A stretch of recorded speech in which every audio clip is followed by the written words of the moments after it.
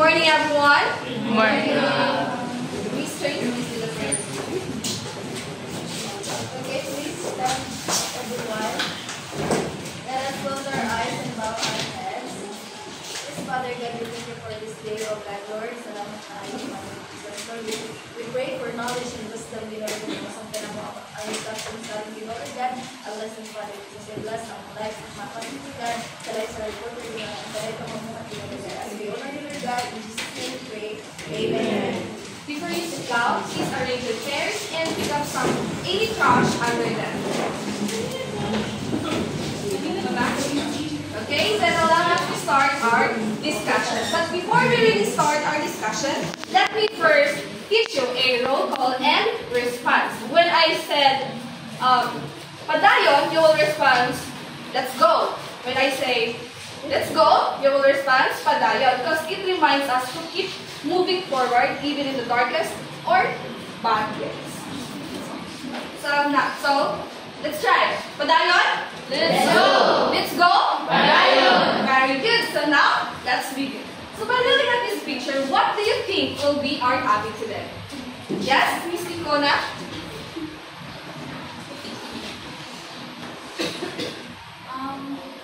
Sa picture na ako nakita mo kay na sila communication sila pala. Thank you so much. Another? Miss Princess? Do you have any idea?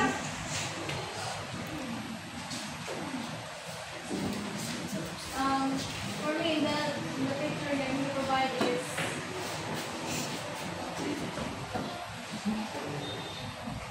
communication or socializing.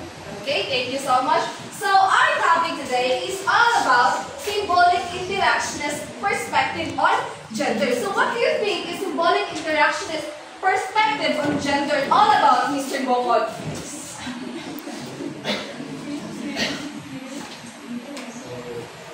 So, sa own perspective also, so nag-talk sila about sa mga different identities within that context ng mga particular na gender. And also, dapat ay, even though diverse sila nakalainahit, pero nana po sila yung natawag na interaction. Okay, thank you so much. Okay, so symbolic interactionist perspective on gender. So through this, we will understand how gender is shown and performed through daily interaction, behavior, and also the expectation of the society nga dapat natong i-act. Okay? So for our learning objectives, at the end of the lesson, the student should be able to first, please read it for us. Explain the main idea of the symbolic interactionist perspective and how gender is learned through social interaction. Illustrate awareness of personal experiences with gender expectations and reflect on how these experiences shape behavior. Last one.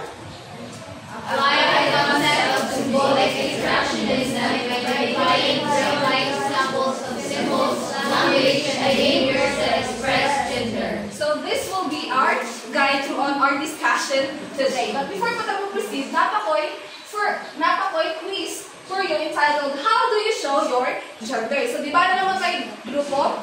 No? Please choose one member of your group to answer. Don't worry because there are no right or wrong answers, so please answer honestly. I will only give you 2 minutes para mag-choose of one representative to recall your experiences. No? So, sa number 1, kamo mag-answer number 2. Number 2, kamo mag-answer number 3. Number 3, kamo mag-answer number 1. And number 4, kamo mag-answer number 4. 1 sa 2. Ang 2 sa 3. Ang 3 sa 1. Ang 4 sa 4. Number 1 is, how do you usually show that you are a boy or a girl in your everyday life? So, for me is, as a boy or ginashow na ako as like masculinity may pakita sa everyday life na akong gina-portray ang ako ang sex nga masay hatag sa Ginoo sa kuha. Then I do usually magkuhan ko ba nga act as a for entertainment or for enjoyment. Then sa everyday life, atong gingon nga gina-portray na ako ang pagkalalaki as a lalaki gid nga gid nga mo asa mura bitaw tigali sa panganta ng pamilyado ka as a provider nga bitaw nga mindset mentality nga dapat sa kaning stereotype naman yun sa mga lalaki nga dapat lalaki ka di ka umilap. Dapat kani nga nang nabutang is kayahon nimo kay lalaki ka, ikaw ang mo kuan. Mura bitaw na kaning ako sa ato nga naanad na taba and that's the kuan nga ato na let's break the stigma nga dapat ang lalaki is napo emotion niya kung nga kuan. So see, the way you show your gender comes from the people around that thought or influence you. That is what symbolic interactionism mean by gender being learned through interaction. And how about number 2?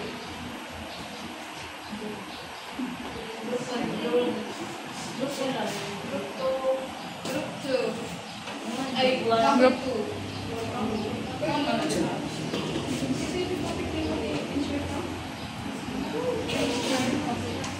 Have you ever changed how you act because people expected something from your gender? So, kana say, waya pa po, naturally, I'm fun on youth, kanang babae yun, so I didn't change my act to, honestly speaking, waya na ako na-change ang akong kaugalingon based sa uban nga taong istorya, kay naturally, akong ginapakita is, kung maging pagbabae, mas piliin ako ang duwaan yung mga Barbie, then also kanan sa mga sinuotan. Thank you. How about sa number 3? So, with choosing clothes, ako is, syempre, pick mo yung pagbabae kay babae yung mag-walk. And then, ang among bitaw mo, kami sa clothes is more of a mature bitaw. Kaya kasagalan mo, kan mapansin mo nga, unsa, the way ka man mo, reflect sa iba sa pagkakaw, mapansin mo yung anak. So, ako, sa mother ako lang nga kung ano nga, unsa ka, akong sinubukan is from mature. Okay. Thank you so much. So last one, group. Have you ever been told to act like a boy or a girl? How did it make you feel? Well, truthfully speaking, Yes. always, I did siya always, but most of the time, karang gawa na friends or classmates, or we can act then, it may feel like, murag murag kalain siya sa feeling, kay usa de ko, natural dubai mo ko, so, it's up to someone kung unsa sila, how they express themselves. So, dapat lang sad, we let others how they express themselves. Dapat pasagdan na sila. Pasagdan na siya kay mas better man. Tapos, murag kalain mag-good, murag siya ma-feeling na murag out of the box. So, ka-uncomfy sa feeling guys. Murag siya, ganang dili ni mo natural self, kato, yung ana. Thank you. So this connects to sa ato ang gender performance. So Mr. Beato, sa mga lang gender performance?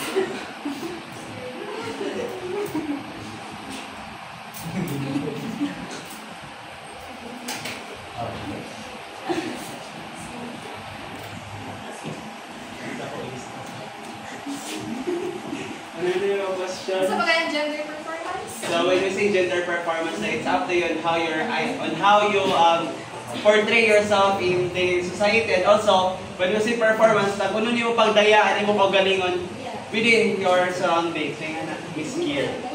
Okay, thank you so much, Mr. Beato. Napakadali kayo na-learn si Mr. Beato sa atong past lesson. Very good. And thank you also for participating. So now, let's proceed. So what is symbolic interactionism? Based sa imuhang nabatian ganiya sa atong quiz, Mr. Pamraura.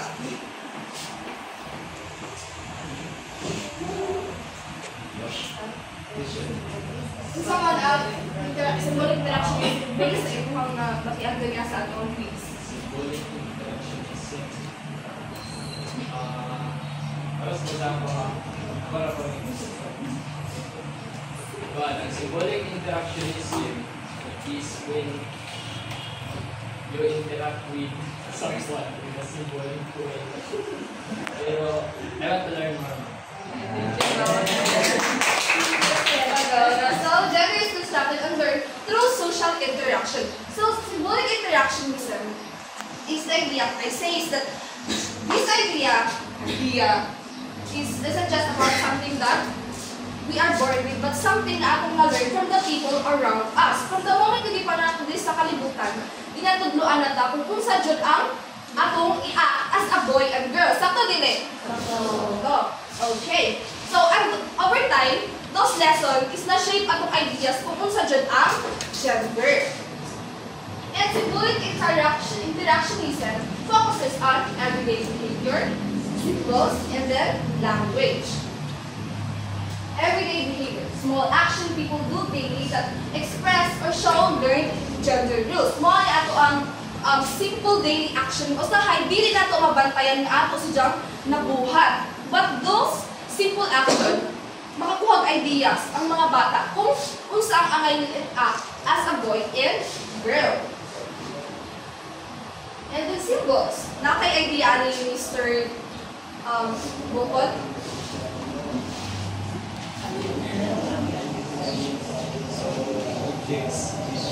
So, for example, nung tayo manuot na, so, nakunin tayo yung identity ng tayo mag-wear ng clothes or something kapag akong lalaki ay, ko ulit lang ay kanang person sa laki. Then, while for the female is, dali na mo ma-identify ka na si Janice by kay gawin ka ng manuot, mga pagdang light colors and kaya kita lang mga ating icebreakers and Okay, thank you so much, Mr. Bukod. So just look at this picture. Sino nabantayan? Pink ang blue ang lalaki. So ibig karon no sa atong gender reveal. Same ra gyapon, blue pag lalaki, pink pag babae. So mao natong na andan sa sauna pa. Katong karon nadala nato. And then language, words, communication, and expression. So language is the most powerful way or tool na maka-learn ta about gender. Just simple words na mulubas sa imong bakbak. Dako na naging impact sa usa ka tao. For instance, lain na itong mga bata nga lalaki. Sa ginag pagani ni Mr. Egos Ganiha, may tayo ng mga tao, ay, hilak kay lalaki ka. Kasi lain na naanak. Dire.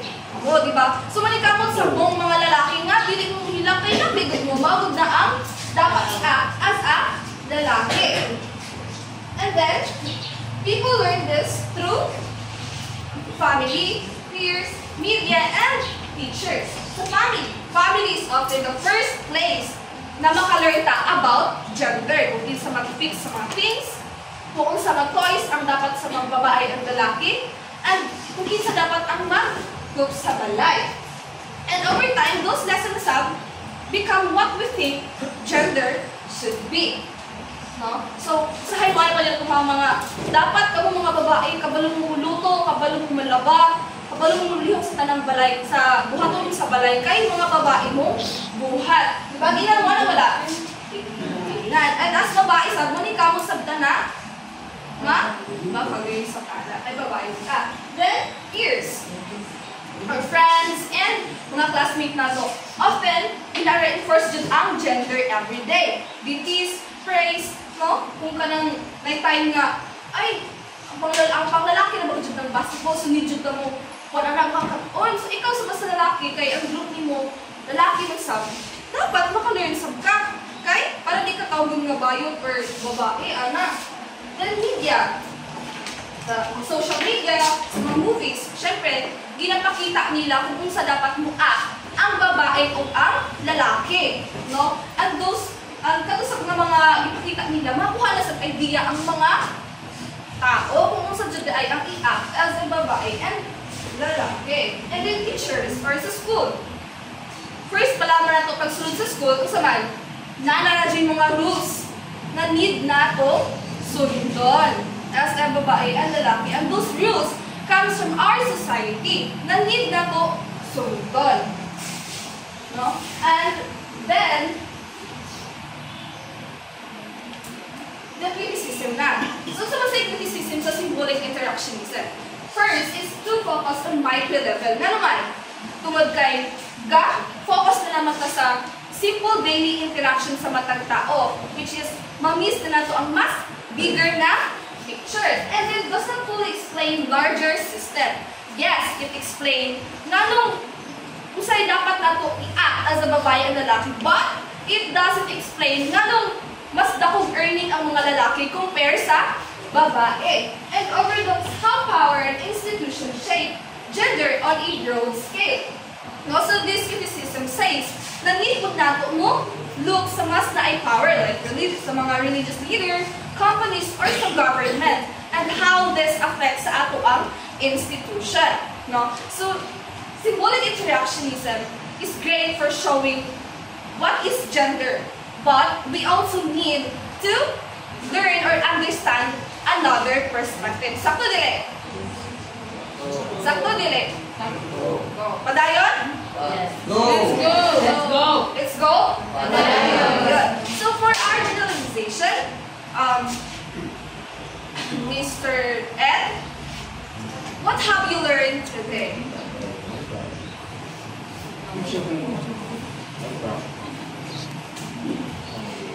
That one, kuman mababaji sa lalaki, dahil layo ang babaji sa lalaki. Jay kuan advantages sa babaji, jay sa advantages sa lalaki. Layo kuan mababaji, gaya ka amok prestige pa, may caring pa sa ilang kuan, while lalaki, tagpasagdan na kay lalaki mo sa kusog ila emotion. Kailangan malalaki sila, ayaw pagtuwaw, ayaw pagkuan, pag-isog diya.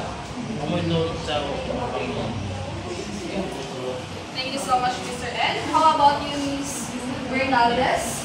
How can you apply what you learned today sa imong everyday life? Well, for me, it's about how you carry yourself around your environment. Because people coming from our community expected you to act how you should be. Like if you're a girl, of course you are going to dress up like a girl. And if you're a boy, of course you are going to dress up like a boy. And so there are some expectations na dapat na we learn through interactions with our peers, family, or even the media, and teachers. So that is why. And how about you, Ms. Ligan? Okay, so think one thing na imuhang na-learn today and one way kung saan mo siya paggamit when interacting other people. One thing and one way. Thank you for the comment.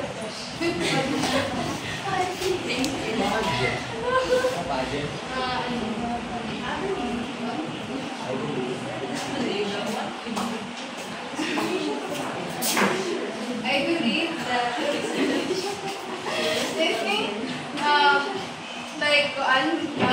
Miss Ding said, marami siya discrimination tungkol kay at babae ka, tapos sinakuan ka nila malalaki ka mo. Oo, malalaki ka mo dito. Ang kuan siguro dapat yun na equality. So, dili nato nga ikarabat ang equal yung push ang usa ka tawo kung dili niya gusto nga i-act na isa sa isa ka buta. Thank you so much, Ms. Annalyn. And Ms. Rizzoyar, how can symbolic interactionism help you understand or treat other people? How can symbolic interactionism help you to understand when labi na pag or i-treat mo ako sa katao? For me, basic situation, na learn lang ko it is really important to sympathize to other people, like especially for me as a mother as well. Now, I need to be a role model sa mga bata, and I should also be sensitive enough para kung inside once ako bata is the way sa learning for outside. Thank you so much, Miss Solyar. So, naminaw juday mong tanan, please clap your hands sa ito. So for your assignment, please read and then picture na lang. You read sa, then picture na yung pagkakuman. Reflect on how people show gender in everyday life and the common gender roles or stereotypes you notice. Think about how these rules are learned through social interaction and share your general realization about gender. Be honest in your response and remember there are no right or wrong answers. Write your thoughts on a separate sheet of paper. Okay. Thank you for listening and participating. See you next week.